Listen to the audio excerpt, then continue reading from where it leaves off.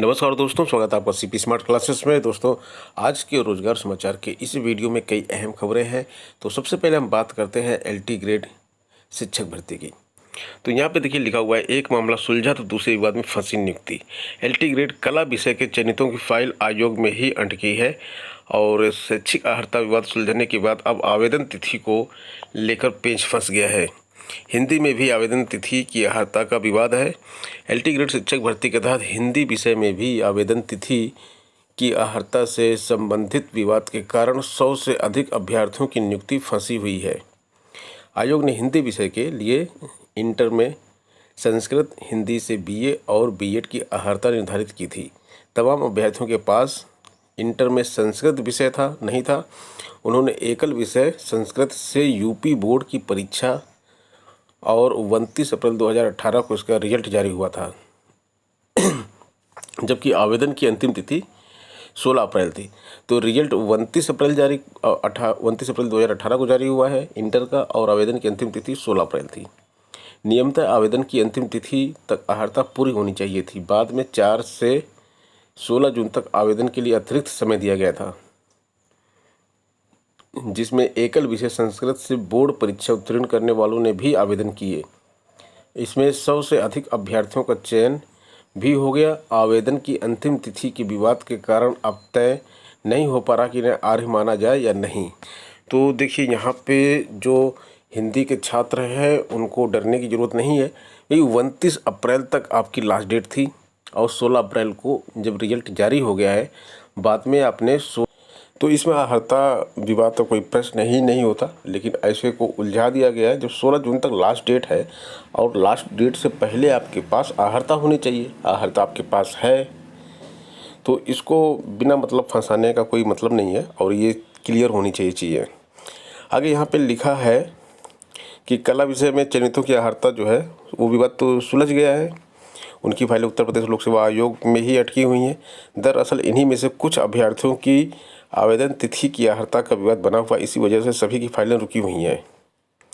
अभ्यर्थियों ने मांग थी कि चयनितों की फाइल माध्यमिक शिक्षा निदेशालय को शीघ्र भेजी जाए ताकि बेरोजगार युवाओं को नौकरी मिल सके।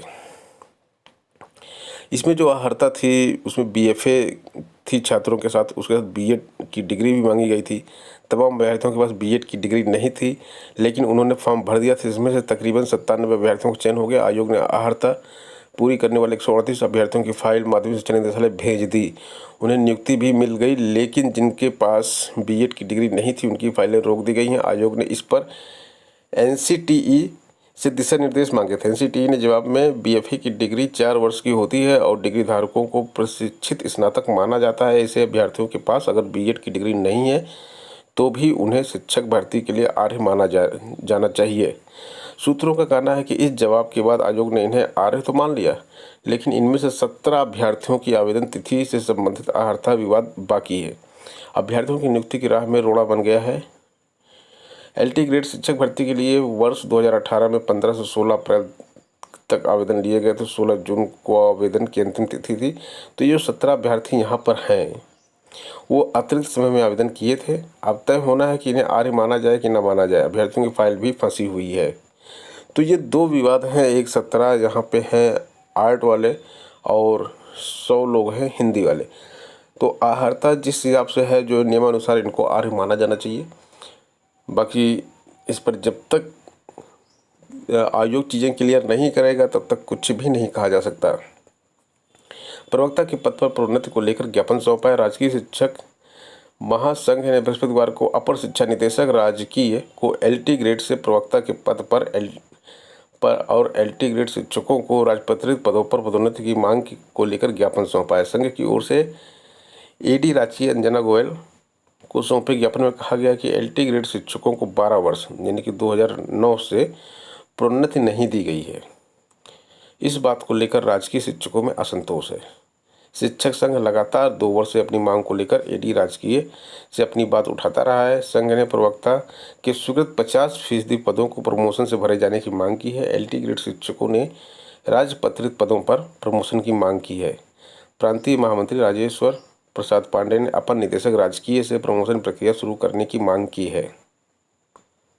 बेसिक शिक्षा विभाग में लंबे समय से जो कर्मी एक जगह जमे हुए हैं उनके तबादले होंगे और एक पटल पर 3 वर्ष से तैनात लिपिकों का पटल परिवर्तन किया जाएगा। यहाँ पे साफ साफ लिख दिया गया है। और यहाँ पे लिखा कनिष्ठ संप्रेषकों व चतुर्थ श्रेणी कर्मचारियों का स्थानांतरण अवरोही क्रम में अनिवार्य रूप से करने के निर्देश भी दिए गए हैं। 20% तक कर्मचारियों का तबादला किया जाएगा। गोरखपुर में कई कर्मचारी इस तबादले के दायरे में आ रहे हैं। जो शिक्षा मित्र हैं वो केवल 1 महीने में 1 सीएल ले सकते हैं, तो उसकी बाध्यता जो है समाप्त की जा रही है। परिषदीय विद्यालयों के शिक्षा मित्रों की महीने में 1 सीएल लेने की बाध्यता खत्म होगी। महानिदेशक स्कूल शिक्षा विजय किरण आनंद द्वारा शासनादेश में बदलाव के लिए शासन को प्रस्ताव भेजने पर शिक्षा मित्रों ने खुशी जताई है। उत्तर प्रदेश प्राथमिक शिक्षा मित्र संघ के जिला अध्यक्ष राम नगीना निषाद ने कहा है कि इस सुविधा से शिक्षा मित्रों को बड़ी राहत मिलेगी। उन्होंने शिक्षा मित्रों का सीएल 11 से बढ़ाकर 15 किए जाने की मांग की है।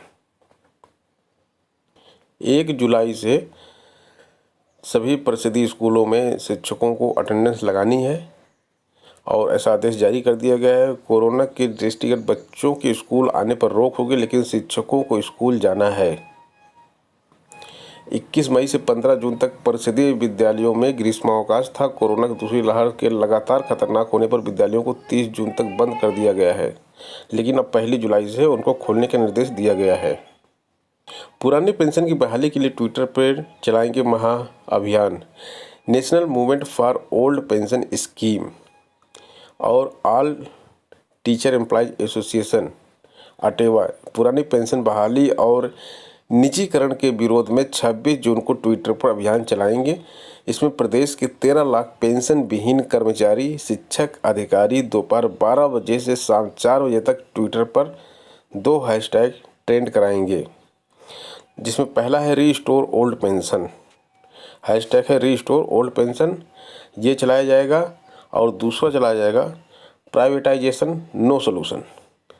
तो इस पर सभी कर्मचारी बढ़ चढ़ कर हिस्सा लेंगे और इसको ट्रेंड कराएंगे। माध्यमिक शिक्षा सेवा चयन बोर्ड ने परीक्षा तिथि घोषित कर दी है। इसके बारे में कल ही आपको जानकारी दे दी गई थी। पीजीटी और टीजीटी की परीक्षा अगस्त में ही होगी। इसके साथ साथ एक बड़ी खबर यह है कि जीव विज्ञान 2016 की परीक्षा 31 जुलाई से होगी, 31 जुलाई को होगी। 2016 में टीजीटी के जो पद थे उनके लिए जो छात्र आवेदन किए थे, जिनका अभी तक परीक्षा नहीं हुआ है, उनको परीक्षा 31 जुलाई 2016 को करवाया जाएगा। ये डेट यहाँ पे घोषित कर दी गई है।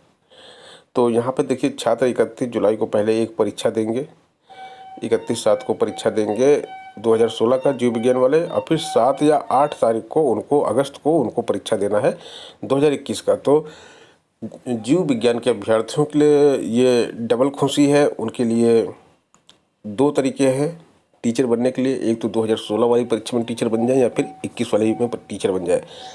तो यहाँ पे देखिए, सब मिला के आपके पास 40-45 दिन बच रहा है। जो 40 दिन इसके लिए 2016 के लिए, 45 दिन आपके पास बच रहा है 2021 के लिए। तो आपकी तैयारी ऐसी होनी चाहिए कि इस बार इस परीक्षा में पास कर लें। देखिए, 16 वाले में तो आपको इंटरव्यू भी देना होगा, लेकिन 45 वाले में आपको इंटरव्यू नहीं देना है। तो तैयारी आपकी बहुत अच्छी होनी चाहिए। जीव विज्ञान का हम क्रैश कोर्स शुरू कर रहे हैं अपने मोबाइल एप्लीकेशन पे, और ये मंडे से आपको ये क्रैश कोर्स यहाँ पर देखने को मिलेगा। और इन दोनों परीक्षाओं को ध्यान में रखते हुए इस क्रैश कोर्स को यहाँ पर लाया जा रहा है हमारे मोबाइल एप्लीकेशन पे, और वहाँ पे डेमो क्लास आपको दिख जाएगी। और आप इसको हमारे मोबाइल एप्लीकेशन को सीपी स्मार्ट क्लासेस, जो कि गूगल प्ले स्टोर पे है, उसको डाउनलोड करके डेमो देख सकते हैं। और बायोलॉजी की क्लास शुरू होने से पहले अपनी सीट वहाँ पे बुक कर सकते हैं। आपको वहाँ पे इसमें डिस्काउंट भी फीस में मिलेगा, कोर्स शुरू होने से पहले जो एडमिशन लेंगे। प्रवक्ता पद के लिए इंटरव्यू 5 जुलाई से उत्तर प्रदेश लोक सेवा आयोग में किया जाएगा। तो राजकीय महाविद्यालयों में प्रवक्ता पद से संबंधित स्क्रीनिंग परीक्षा 2017 के आधार पर प्रवक्ता जंतु विज्ञान का इंटरव्यू कार्यक्रम गुरुवार को उप सचिव पुष्कर श्रीवास्तव की ओर से जारी कर दिया गया है, और 5, 6, 7, 8 जुलाई को इसका इंटरव्यू किया जाएगा। और आयोग की ओर से पर्यावरण निदेशालय उत्तर प्रदेश के अंतर्गत सहायक निदेशक सिविल इंजीनियरिंग के एक पद अनारक्षित का इंटरव्यू भी 7 जुलाई को लिया जाएगा। और जो यहाँ पे परीक्षा तिथि है, टीजीटी की जो परीक्षा तिथि है वो 7 और 8 अगस्त डिसाइड की गई है और पीजीटी की परीक्षा तिथि 17 और 18 अगस्त डिसाइड की गई है। तो अब समय बिल्कुल नहीं है और आप लोग तुरंत अपनी तैयारी शुरू कीजिए। 45 दिन आपके पास है और 45 दिन में आप शिक्षक बन सकते हैं। आंगनबाड़ी का विज्ञापन निकल चुका है 927 पदों के लिए और यहाँ पे देखिए लिखा हुआ है आंगनबाड़ी में काम करने वाली महिलाओं के लिए खुशखबरी है, जल्द ही उन्हें काम का अवसर मिल सकता है। जिले के आंगनबाड़ी कार्यकर्ती, मिनी आंगनबाड़ी कार्यकर्ती और सहायिका के पद पर आवेदन मांगे गए हैं। 45 दिन में प्रक्रिया पूरी कर शासन को अवगत कराना है। यह भर्ती लगभग 11 साल बाद हो रही है। आंगनबाड़ी में सहायिका के 496 पदों के लिए योग्यता कक्षा 5 रखी गई है, जबकि आंगनबाड़ी कार्यकर्ती के लिए योग्यता 10वीं रखी गई है। इसके लिए 408 पद स्वीकृत किए गए। मिनी आंगनबाड़ी कार्यकर्ती के लिए संरक्षण योग्यता नहीं चाहिए, इसके लिए कुल 23 पद हैं। तो ये जो पद है इसके लिए आपको आवेदन करना है। इसमें परीक्षा किसी प्रकार की होगी नहीं, मेरिट के हिसाब से आपका सिलेक्शन होगा। तो एक एक जिले की वैकेंसी निकल रही है। फिलहाल ये वैकेंसी प्रयागराज जिले की है।